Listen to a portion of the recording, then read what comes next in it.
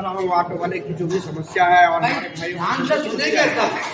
1 घंटे का मुश्किल से ये समय रहेगा, ध्यान से सुनेंगे। इन समस्याओं के ऊपर हमने जो पीछे कार्य किए हैं, शायद वो आप लोगों के संज्ञान में भी होगा। जो पहले अवैध उगाही होती थी प्रशासन द्वारा और जो भी हमारे हर जगह एंट्री बांधी गई थी, तो उस पर हमने काम किए हैं लोनी से लेकर के और गाजियाबाद तक, जिसमें हमने बहुत हद तक इसमें लगाम लगाई है। लेकिन इसमें हमारे ऑटो वाले का सहयोग जो रहा है वो उस तरीके का नहीं रहा है जिस तरीके से हमने काम किया है। हमें सबसे बड़ी कमी एक ऑटो वाले में रहा है, जो हमारे ऑटो वाले जो है वो एक संगठित नहीं होना चाहते हैं। जो संगठित जिस तरह से संगठित हो या अपने परिवार के लिए और जिस चीज के लिए, वो संगठित नहीं हो पा रहे हैं। ये एक समस्या रही है, क्योंकि जो हम इस पे काम किए हैं साल भर या 2 साल के लिए, वो आप लोगों के बीच में है और आप लोगों के सामने है। बहुत सारे एंट्रियां थी, जो चाहे वो लोनी से थी, चाहे वो पुराने बस अड्डे की थी, चाहे वो यहाँ पे थी, और अभी भी नई नई एंट्रियां चालू हुई हैं दोबारा से। ठीक है, तो वो हमारे कहीं ना कहीं ऑटो वाले की कमियां रही हैं, नहीं है वो हमारे ऑटो वाले कमियां। तो मैं ये कह रहा हूं, और दूसरी बात, जो हमारे संगठन भारतीय मजदूर संघ, मैं एक भारतीय मजदूर संघ जो हमारा मंच है, मैं इनका आभार जरूर व्यक्त करूंगा यहाँ पे, क्योंकि इन्होंने जो ऑटो यूनियन यहाँ पे अपने दी है, मतलब भारतीय मजदूर संघ के द्वारा जो ऑटो यूनियन दी गई है यहाँ पे, इन पे आज तक कोई भी करप्शन का ऐसा कोई भी चार्जेस नहीं लगा है कहीं भी किसी भी जगह से। और इसमें जितने भी कार्यकर्ता हमारे हैं, जहां भी हैं, जो भी हैं, वो बिल्कुल तन और मन और धन तीनों से अर्पण ऑटो वाले के लिए काम कर रहे हैं।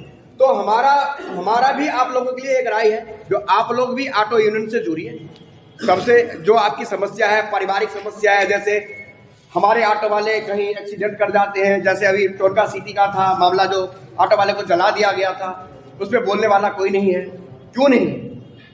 ऐसी समस्या क्यों उत्पन्न हो रही है? तो कुछ ना कुछ हमें अपने अंदर भी सोचना होगा, अपने अंदर भी हमें ये जगाना होगा, जो भाई आखिर हमारे साथ ये समस्या हो जाता है और हमारा कोई सुनने वाला क्यों नहीं है? ऐसी समस्या क्या है, दिक्कत क्या है? तो इस दिक्कत को दूर करने के लिए हमारा ऑटो वाले से भी निवेदन रहेगा कि ऑटो वाले भी आइए और हमारी संगठन आपके परिवार के लिए काम कर रहा है, आपके लिए काम कर रहा है। आज जो आप कर्जे में हैं, ऑटो चलाने के बावजूद भी आपके परिवार का भरण पोषण नहीं हो रहा है, हम उस पर काम कर रहे हैं जो आपका परिवार चले। और हम जो ऑटो हमारा यूनियन जो है, ये आपके ही बीच से कोई अध्यक्ष है, कोई मंत्री है, कोई ये है, कोई ऑफिस में बैठ करके नहीं है। जैसे पहले यूनियन बना दिया जाता था और वो बैठ करके अवैध उगाही किया करते थे, वो हमारे यूनियन में नहीं है। हमारा यूनियन एक साफ सुथरा यूनियन है, आईने की तरह साफ है। इसमें एक पैसे का करप्शन नहीं है, कहीं से लेकर कहीं तक।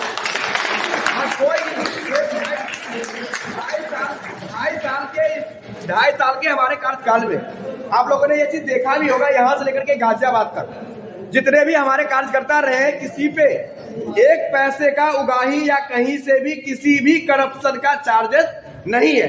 तो ये हमारी सबसे बड़ी उपलब्धि है।